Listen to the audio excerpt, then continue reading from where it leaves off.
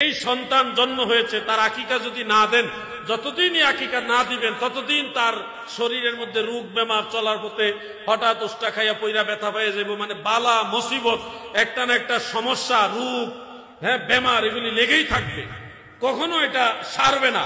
এই জন্য সন্তানের ভালো কল্যাণ নিশ্চয়ই বাবা হিসেবে আপনারা সবাই চান কিনা?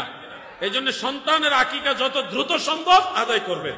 এটা হলো সপ্তম দিবসে আদায় করাটা হলো সুন্নত। এখন কেউ যদি অর্থ কষ্টের কারণে বা দারিদ্রতার কারণে সপ্তম দিনে আদায় করতে না পারেন, পরবর্তীতেও আপনি চাইলে আকিকা আদায় করতে পারবেন। কারণ দয়াল নবীজির নবুয়ত প্রকাশ হওয়ার পরে রাসূল করিম সাল্লাল্লাহু আলাইহি সাল্লাম নিজের পক্ষ থেকে আবার আকিকা আদায় করেছেন। এটা সহিহ এবং দাঈফ দুইটা সনদে আছে। তো এই জন্য আপনারাও চাইলে নিজের আকিকা যদি আদায় না হয়ে থাকে, আপনার আকিকা শিশুকাল আদায় করেননি বা করছেন বলে জানা যায়নি, তাহলে আপনার আকিকা আপনি নিজেও পরবর্তীতে কুরবানির পশুর মধ্যে কুরবানির শরীক বহাল রেখে আপনারটা আপনি আদায় করতে পারবেন। বুঝতে পারছেন বিষয়? আমার সাথে সারা দেন, বুঝতে পারছেন? আপনি আপনার মা বাবার আকিকা, সন্তান বা ভাই বোন বা কোনো পরিবারের সদস্য, তাদের আকিকাও আপনি আদায় করতে পারবেন। আল্লাহ তাআলা আমাদের সবাইকে বুঝার তৌফিক দেন। বলেন, পুরুষ বড় মারাত্মক জিনিস। পুরুষ যেই নারীকে খুব সহজে পায়, 2 পয়সা মূল্যায়ন করতে চায় না।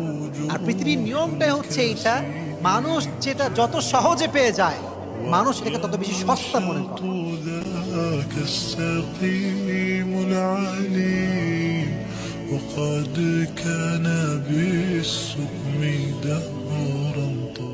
তিনজন মানুষকে কখনোই আপনি বিশ্বাস করবেন না। যদি 3জন মানুষকে আপনি বিশ্বাস করেন, পদে পদে আপনি ধোঁকা খেয়ে যাবেন।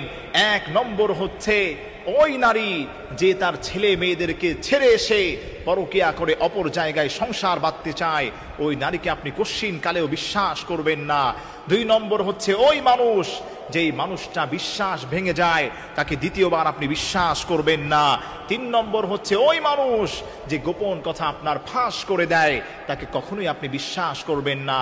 মনে রাখবেন, একজন মুমিন হচ্ছে সচেতন মানুষ। লা ইউলদাগুল মুমিন মিন জুহরিন ওয়াহিদিন মাররাতাইন। একজন মুমিন এক গর্তে দ্বিতীয়বার পা দিতে পারে না। যে বেঈমানি করেছে, আপনার সঙ্গে ধোঁকাবাজি করেছে, বিশ্বাসঘাতকতা করেছে, হতে পারে তাকে আপনি ক্ষমা করে দিতে পারেন, কিন্তু দ্বিতীয়বার আপনি বিশ্বাস করতে গেলেই বড় মারাত্মক বিপদে আপনি পড়ে যাবে। হারামের বিলাসিতা দেখে আফসোস করবেন না, বরং শুকরিয়া আদায় করুন, আল্লাহ আপনাকে হারাম থেকে বাঁচিয়েছেন।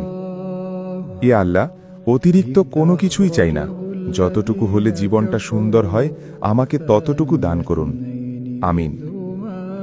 হতাশ হবার কিছু নেই। মনে রাখো, আল্লাহর রহমত সীমাহীন। কোনো না কোনো উপায়ে, কোনো না কোনো উসিলায় তিনি আমাদের সব কষ্ট সহজ করে দেবেন ইনশাআল্লাহ। কার ভাগ্য কিভাবে পরিবর্তন হয় আল্লাহ ছাড়া কেউ জানেন না।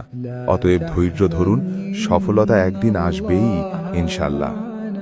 শীঘ্রই আপনি তা পেয়ে যাবেন যা পাওয়ার জন্য আপনি দিন রাত দোয়া করে যাচ্ছেন। তিনি এমন জায়গা থেকে রিজিক দেবেন যা সে কল্পনাও করতে পারে না। সূরা তালাক আয়াত নম্বর 3। কোনোভাবেই হতাশ হওয়া যাবে না, আল্লাহ একদিন সব ঠিক করে দেবেন ইনশাআল্লাহ। অন্যের কাছ থেকে তুমি যত বেশি বঞ্চিত হবে, খোদা তোমার জন্য তারও অধিক এক অনন্য সুন্দর জীবন সাজিয়ে রাখবে। আশাহত হইও না। তোমার জন্য যা বন্টন করা হয়েছে, তুমি ঘুমিয়ে থাকলেও তা তোমার হাতের মুঠোয় চলে আসবে। বিনয়ী হও, কারণ আল্লাহ তোমার কাছ থেকে 1 সেকেন্ডের মধ্যেই সবকিছু কেড়ে নিতে পারেন। যে আড্ডায় শুধু অন্যদের সমালোচনা হয়, সে আড্ডায় বসা বন্ধ করুন। কারণ আপনি উঠে গেলে পরবর্তী টপিক আপনি নিজেই হবেন।